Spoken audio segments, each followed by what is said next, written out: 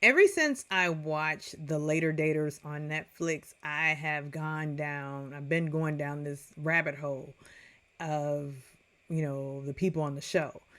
And can we talk about the glasses? Hit the like and subscribe button as the intro plays.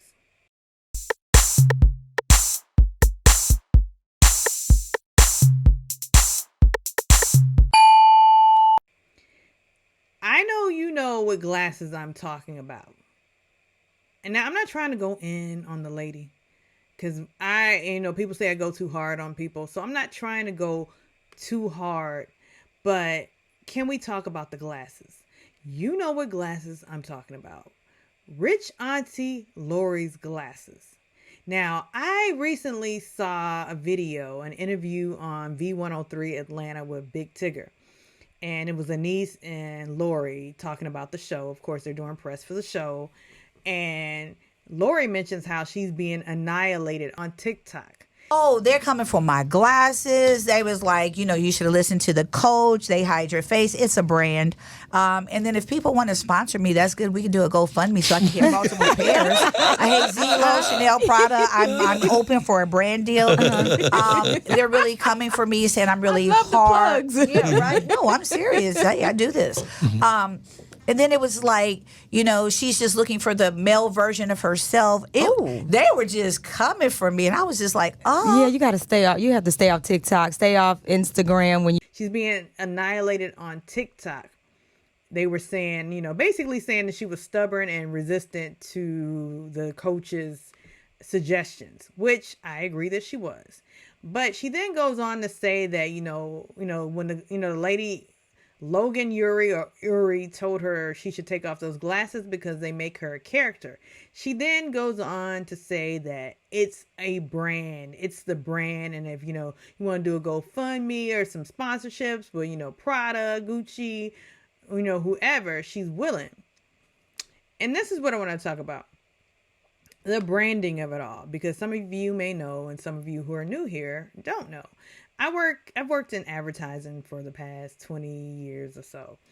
I am a creative in advertising. I do branding and logos for people on the side.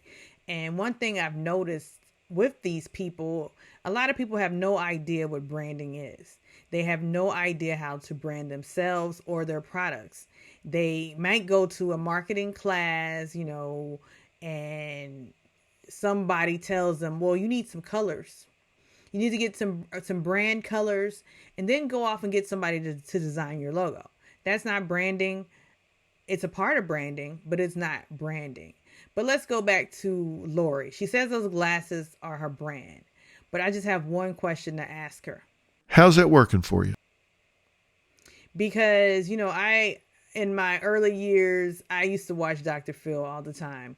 And he would say that even if there's something that you want that you're not getting, that you're not desiring, your behavior you're getting a payoff from it in some kind of way. So again, how's it working for you, Rich Aunty Lori? Is it getting you everything that you want? If so, we can end this video right now. Silence. But I'm here to offer you this. Those glasses are not your brand. And you are your brand. So you're the product.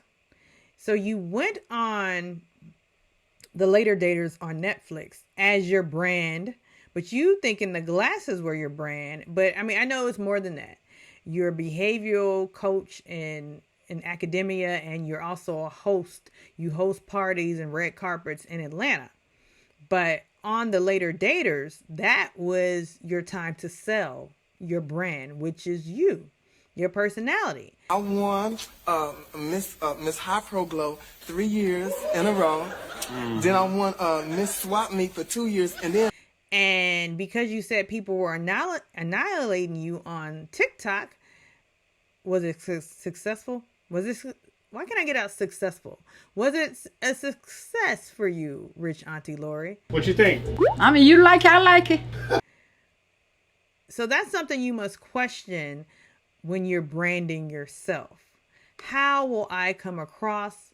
You may like yourself You may think highly of yourself. You may love your personality. And I'm walking proof of that. I like myself. I like my personality. But I know sometimes a lot of people can't take me. What's the girl to do? A lot of people cannot take me. And then you ask yourself, well, what is it about me? But she didn't do that. She was stubborn and resistant. So therefore, she came off as unlikable to the audience. Okay, I don't like you anyway, and you know that. And who was likable to the audience? I'm going to do a comparison. And it's not fair to compare, but in this situation, I think it's fair to compare her to another, let's say, contestant or person on the show seeking love at a later age. I'm going to compare her to Suzanne. Suzanne had a big personality. She was laughing. She was likable. Oh, the white woman got a big heart. I would venture to say that, Suzanne's brand was the Georgia Bulldogs, and she sold the hell out of the Georgia Bulldogs. It makes me even think, should I go to a Georgia Bulldog game? No, I'm just kidding, it didn't. But Suzanne versus Lori were polar opposites. But they were one and the same. Suzanne had her likes, her dislikes, her mandatories or her negotiables and non-negotiables. Lori kind of did the same too, but the effect was different for both of them.